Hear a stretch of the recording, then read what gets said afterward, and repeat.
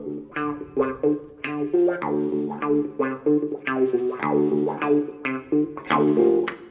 evening, Gavin. Good evening, TC, and welcome all to our weekly podcast, Terry Currans, the Curran View with the Ardsley Middlesbrough. Mr. Terry Curran, steady away, son, how are you? I've done a steady week this week, Gabby. I've just had another cancer tissue removed, so I'm in a little bit of agony today. But we'll get through it. Absolutely, a true warrior, T. I don't know if you watched the tribute to Stan Bowles. I thought it was fantastic. And I think nice that Southampton's game was called off because that might not have been the main game, but it is the main game. QPR versus West Bromwich Albion. And it was a fantastic tribute to the greatest player that QPR have ever had, Stanley Bowles. And a lovely poignant message there with his son Carl taking the flowers by Stan Bowles number 10 and his best mate beside him, Mr.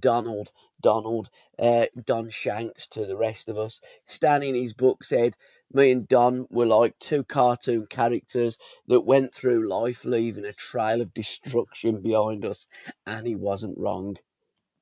Well, I've not seen it because obviously I was having an operation, and I've been in a bit of pain today, and I had to go to hospital to have some more blood tests for the heart problems I've been having. So, but I'll get round to watching it tomorrow. I may feel a little bit better tomorrow. I want to watch it anyway because, without any question of a doubt, he's the greatest player that QPR produced, but he's one of our greatest players that England shunned for international duty.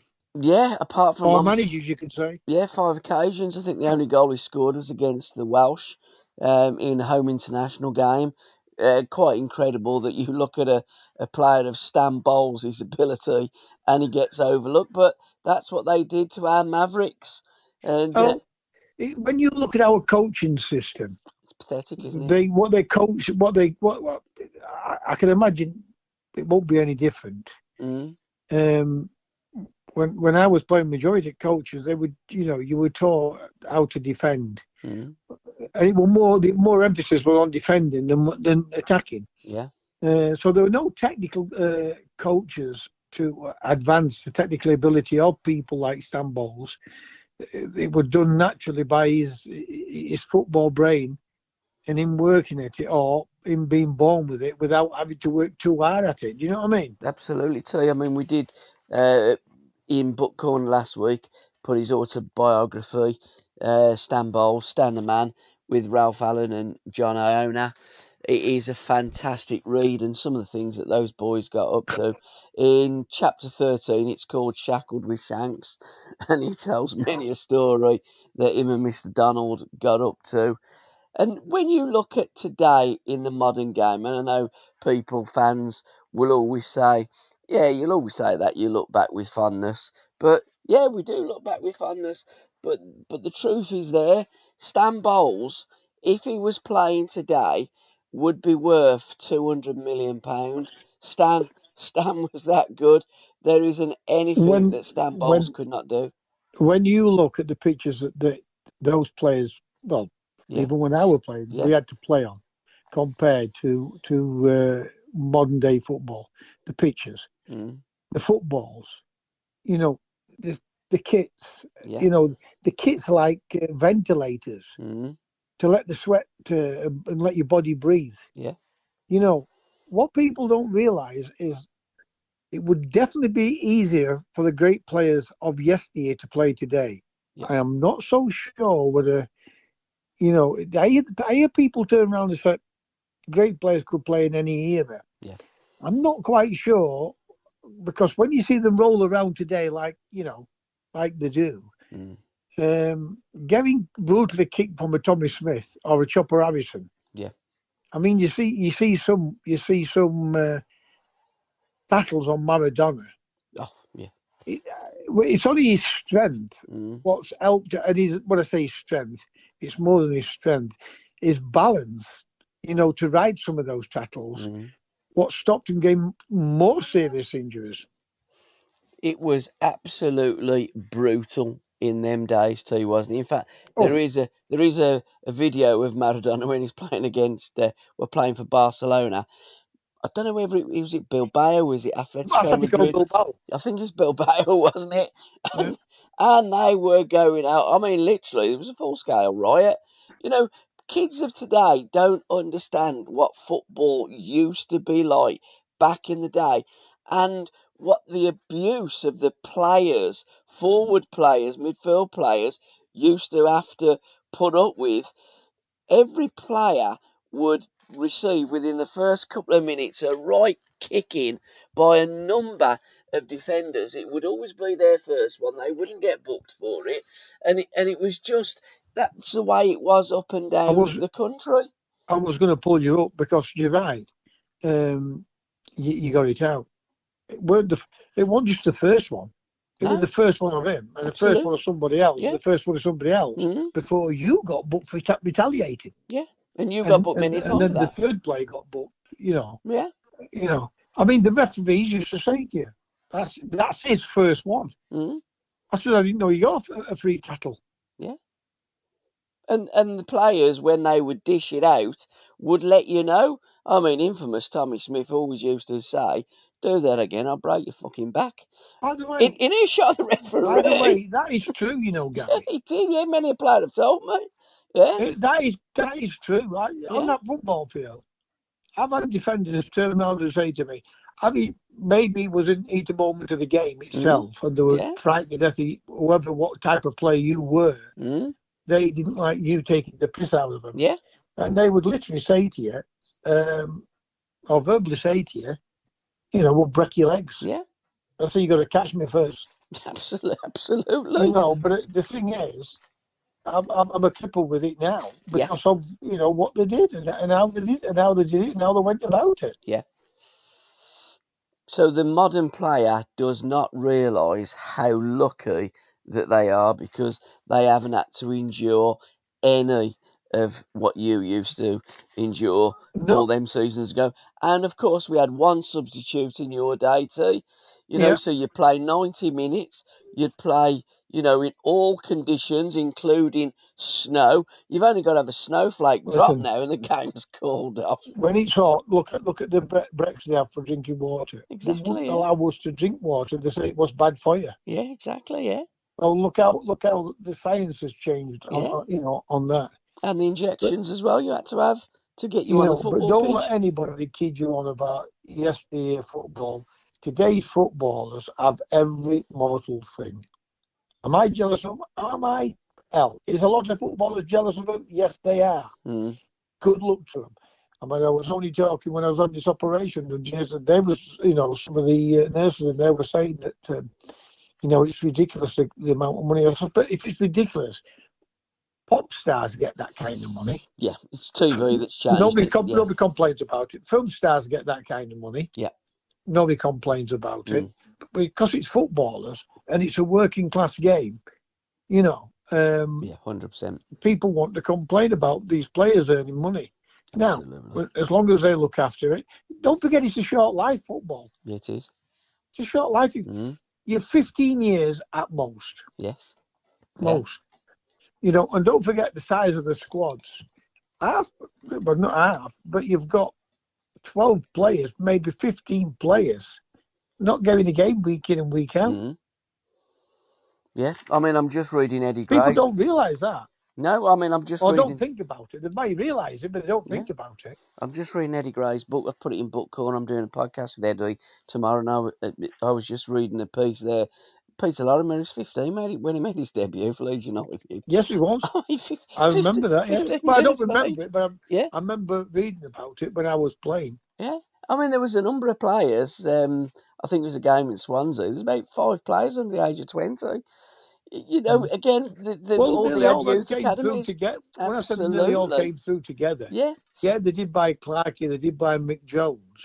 Yes, they did. Johnny Jones. But they weren't old. They're in the 20s, early 20s. Yeah, they just bought really 3 players. Reedy to go came with the youth through. team. Terry Cooper came through. Jack was there. Yeah. Norman Hunter came Absolutely. through. Yeah. Billy Bremner, Johnny Giles paid £35,000 for. Yeah. Mick Bates, Eddie Gray, who was a super, you could say, back in those days. Yeah. They had some. They all came through together. Eddie Gray came through. Yeah. They had some youth team there, TC. Probably. Tell you what, this Liverpool team's got some youth players coming through. I Yes, guarantee they you have. that. Yeah, Liverpool are looking really good, and it is great to see in the modern day youth players coming through. A number of them at the very, very top. So well done to Liverpool, and we will be talking about Eddie I see Gray. City's made 7 changes tonight. I've not seen the team, but I wonder, I'm are not they playing a lot surprised. of their young kids? It's a little bit of a dead rubber, isn't it, for them today? They're going to absolutely batter Copenhagen, or at least get the result and get the job done and progress to the next round of the Champions League. Well, whatever team he plays, they're going to play the same way. Well, they got 25 international players plus, haven't they? And that's the thing, and then decent kids that are on the periphery as well. I mean, the question we need to ask now is the English football, the Premier League, a dead game? Well, we're going to be talking about that. You looked at Arsenal, and this is the criticism of Sheffield United. No. I'm not one of those. I want Sheffield Wednesday to do. I'm not interested in whether Sheffield United win or lose, but I'm not a bitter person for wanting them to lose. But I mean, that first 3 or 4 minutes, that looked as though it was going to be 10. Yeah, and it probably would have been 10. But once they got 6 up, they just started passing even more, didn't they? Yeah, it was like a United looked really, really poor. But what I will defend Chris Wilder is, if Guardiola and Klopp could only sign the players that they sign, because money's a big factor to everything. Yeah. But Guardiola and Klopp see football in a different light. They do see it in a different light. But are they going to join Liverpool or Sheffield United? And I'm talking about Sheffield United because they're in the Premier League. Yeah. I'd talk about Sheffield Wednesday. I mean, are we a great team? We're nowhere near a good team, us. We're looking a lot better than we have done for this last 2 or 3 seasons. And it's looking now that we could get out of it. All I'm trying to say is, you watched that the other night, and I wasn't embarrassed for Sheffield United like everybody else thought that way, or a lot of people. I was embarrassed for English football and English coaching. Well, that's how poor we are. We're going to be talking a little bit about that in the topics of the week a little bit later, because there is, again, talk of the Super League and have the English elite clubs outgrown the Premier League. So we'll leave that one on the back burner. But just for now, T, what was your magic moments this week, son? Well, I'm going to pick 3, and I don't usually pick 3. Choose how many great goals I have seen. All right. But this has been an unbelievable week for great goals again. Oh, every week is, we keep saying it. Rashford, I'm having Marcus Rashford because they're striking.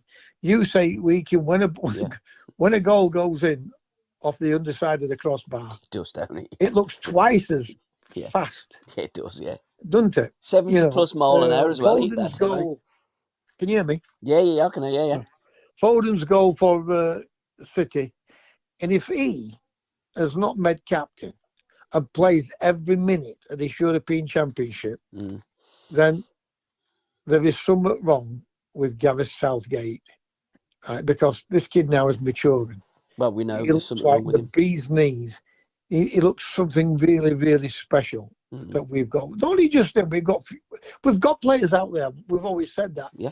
And the other one is Mbappe's last night in the Champions League against Real Sociedad. Tremendous power and curve on it to put it in the far corner. So those are my 3 magic moments. He is some player, and going to Real Madrid, PSG have used him sparingly at times, haven't they? Luis Enrique. You can't blame PSG. No, you can't. No, because he's got a plan for next season. He ain't going to be there. How would you feel having that type of player on your books and not getting a penny for him? You'd be absolutely gutted, especially given the fact that played for Monaco. What did they pay for him? I'm not sure, but I don't think they paid an awful lot because he's still young now, but he's been there for a few years, so he must have been like really, really young, probably maybe 17 when he joined PSG, without looking at the facts. But to have a player like that and let him go for nothing, you'd be absolutely gutted, wouldn't you? It's like winning the lottery and losing your ticket. Absolutely. My magic moments too. Yeah, Phil Foden's brace for City against United, and his performance in particular. You know, when you look at Funky Phil, what a player he is. One of the great English players of today. Unbelievably, Gareth Southgate doesn't fancy him enough to have built the English team around him. But we've seen that with Jack Grealish, we've seen that with Maddison, and we've seen that with other players of flair and ability. Southgate would rather build his team around right backs and defensive midfield players. That's his philosophy. If he's going to play Rice as an holding midfield player, then for me, I would play Maddison and Foden in there. It's just right. No chance of playing Maddison. No. We're not talking about. No, you're right. Yeah, absolutely. I would do. Yeah, we would. We know he's not going to do it. Yeah. There's more chance. There's more chance of. More chance of Al freezing over too than him. There's more chance of Phillips. That's what I'm trying to think his name. Phillips. Yeah. More chance of playing Phillips 100%. Than Maddison. 100%. His midfield three. Well, what a player! I mean, he was a great player at Norwich, and he was a great player at Leicester. Yeah. But at Tottenham, he looks even on a different level. But listen, when you play with better players, it's so simple. Yeah, it is. Yeah, and again, a genial type of player. But his midfield trio, for me, from what I've seen of Southgate, will be Jordan Henderson, Declan Rice, and Jude Bellingham. He may play Foden on the left side of midfield. He won't play him centrally because he's already gone on record and says he don't play as a number 10 for his club, so I won't be playing him there. So we'll play him pretty much out on the left, Saka on the right, and Harry Kane down the middle. That's Southgate's team. We all know what his team is, but unfortunately, he will be the England manager.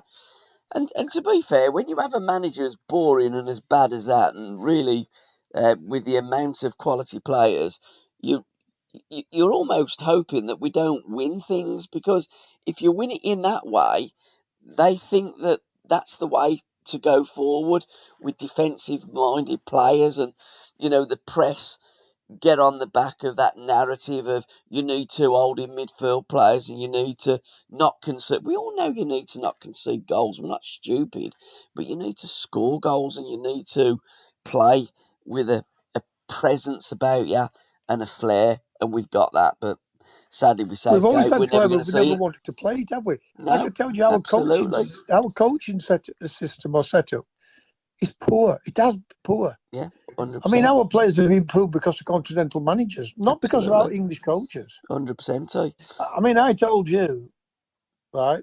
Watch this space about Guardiola being England manager. I'd love to see it. I'm going to watch Manchester City play Luton, right? And I was talking to somebody else, another important person, and it said to me, I said to him, I've had a strong rumour from somebody at City that Guardiola will be England. He said he wants to manage England. He doesn't want to manage Spain, but he wants to manage England. Well, let's hope that one day he does. Let's watch this space. Let's see what happens. Absolutely. Kvaratskhelia volley for Napoli against Juventus. Good win for Napoli. I do like Kvaratskhelia, and I do like to watch Napoli. Whenever I like a player, I watch that team play. Napoli have been quite ordinary all season, but they're now finding form. I've never been keen of Italian football, but Napoli and AC Milan have one or two players in there what really technically really good.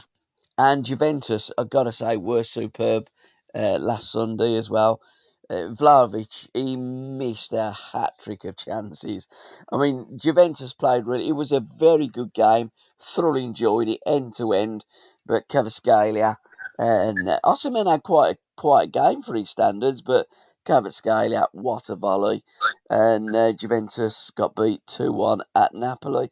And Ronan Curtis, his last-minute winner, a winner in the 94th minute too, for Wimbledon against MK Dons. I mean, the scenes after that ball went in were of total elation.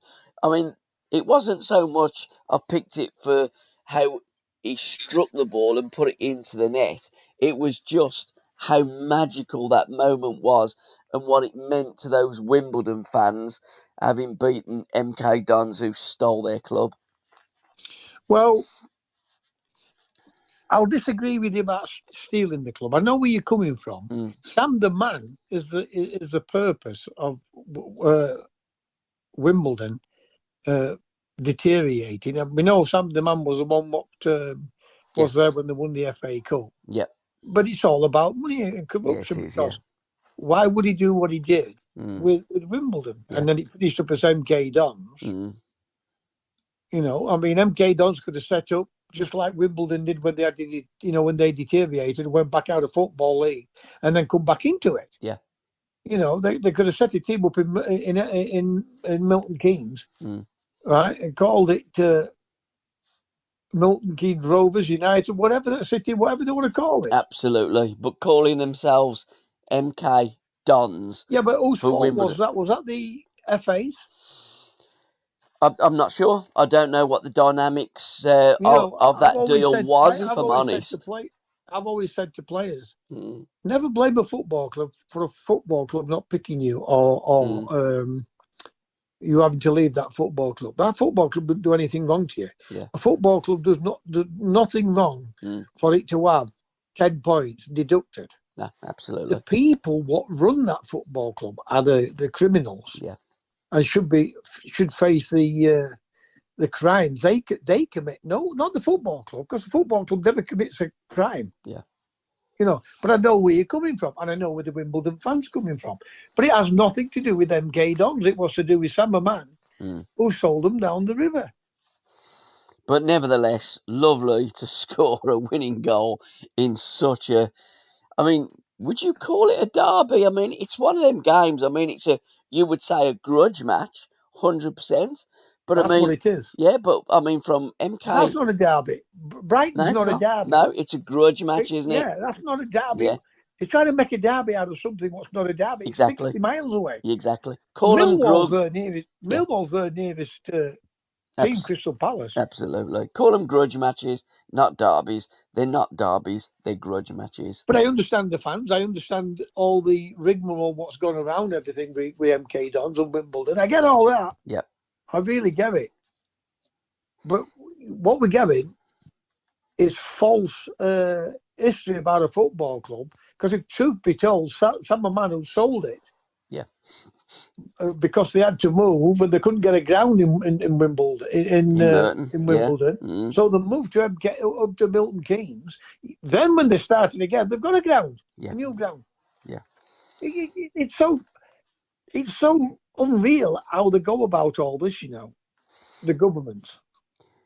It certainly is, but it was a magical moment for young Ronan Curtis. Book Corner Tea, we always have a book of the month. This month it's Too Good to Be Forgotten by Ben Dobson, and it follows the careers during the 70s of three great managers, Bobby Robson, Brian Clough and Laurie McMenemy. Yes, there's a lot of talk about it. I think there's somebody on our Facebook reading that book, isn't there? Yes, there is. It. I'm going to be doing a podcast with Ben at the back end of March, as I've done with our previous books of the month, with Matt Eastley, which is the most recent Book Corner Extra Time, with his wonderful book, Brian Moore Saved His Sunday, and Gary Thacker's Ojogo Bonito. They're all on Spotify or our Patreon site, which is the easiest way and the best way of supporting us. And that's all the w's.patreon.com/SRB Media. You can go on there and all of our podcasts are in one place. And for £1 a week, it is fantastic value. So, Ben Dobson and three great managers. I mean, you played for two of them too. Say again, Gabby. Three great managers: Bobby Robson, Laurie McMenemy, and Brian Clough. But even Jack, they were all in awe of Brian Clough. All of them. Yeah. I mean, Cloughie was the man, wasn't he? You know, I think he was was more the man. maverick. He was more But I maverick think than the all them Mavericks. were frightened of him, you know. I think everyone was frightened of Brian Clough. I wasn't. Mohamed Ali was frightened of Brian Clough. I wasn't. I mean, lads used to laugh at me, and he used to laugh at me, Clough. Yeah. I mean, that's most of the players, and they were fearful of him. You've just gone away a bit too. Don't know what you're doing. I'll tell you what I'm There you doing. I've been for a week and I've just come back. I'll tell you No, what, I think. you see, what we're having this heart problem I've been having. Yeah. I've Water got tablets. fluid on my lungs. Yeah. And I'm on some tablets. And if I must have 10, 15 wheeze a day, Bloody hell. it's driving me round the twist. I bet it is. I think the QPR defence just went for a wee as well. Mikey Johnson's just got the ball on the left wing, cut inside, beat two players, and pinged one in the top corner. He looks an absolute diamond of a player. I don't know if they bought him or he's on loan from Celtic, but Mikey Johnston, what a player he looks. Who's the score? West Brom? West Brom, yeah, it's 1-1 now. You see, QPR going to beat Leicester in midweek. It's mad, isn't it? The Championship is a crazy, crazy league. When you look at the top of the Championship and the bottom, it's not that many points apart from Rotherham that's supporting the rest, it's holding the rest up. They look as though they're doomed. They just go from League One to the Championship every season, don't they? Well, every other Wednesday's gone season. to 38. I think there's about 3 or 4 on 38 now, and there's a couple on 40, maybe 3 on 40. And Brummage have got... Even Wednesday now have put themselves amongst a cat amongst the pigeons. They certainly have. I mean, he's done a great job. Even Hansi Flick was there, wasn't he? At Hillsborough the other night to look at his pal Danny Roll. What a job he's done. Blimey, QPR have gone 2-1 When up. I go watch Sheffield Wednesday play, and I want them to win. Yeah. Right. And I want them to win at all costs because at the end of the day, it's my team. Mm. But when they do play good football, I will praise them. Yeah. I told you, I thought they were very lucky against Birmingham. Mm. Very lucky. But against Bristol City, they play some really good football. Yeah. You know, and again, this result last night was another massive 3 points. Mm. In between that, they go and beat Millwall away from home. Yeah. And then Millwall go and beat Southampton. So it's so weird at times how the Championship is. I mean, and that just shows you what you've just said 5-10 minutes ago. How big difference there is between the Championship and the Premier League. Absolutely. Second of the trio is the summer of total football, the 1974 World Cup by Neil Frederick Jensen, which looks to be a fantastic read. 1974, the first World Cup really that I remember and watched as a kid.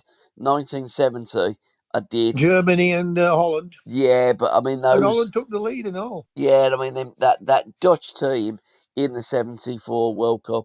Gary Thacker had done a podcast with Gary, Beautiful Bridesmaids Dressed in Orange, is a story about the Dutch team. But this book here is The Summer of Total Football, so it's a generic book about the 1974 World Cup, so it will definitely be in my library. And Eddie Gray, marching on together, my life with Leeds United, with Jason Thomas.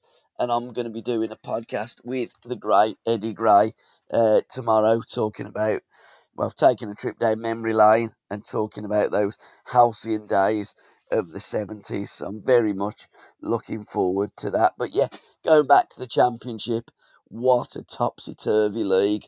Top can beat bottom and bottom can beat top. Yeah, but to be honest though, Gabby, it's always been like the Championship, hasn't it? Yeah. It has to be fair. The Premier League was more like that, barring when Liverpool had that really good spell, and then Forest broke into it to break it up a little bit, and then Fergie produced this Manchester United team. But the top six itself in the Premier League killed majority of the teams in the Premier League. Whereas the Championship, teams can beat each other. Yeah, they can do. I mean, if you're looking at the top now, as we talk, Leicester top. I think Ipswich Leeds, then Southampton. So them 4 really do look as though you can pick 2 from 4, and then... And to listen to the rest of this podcast, head on over to www.patreon.com/SRB Media. Thank you.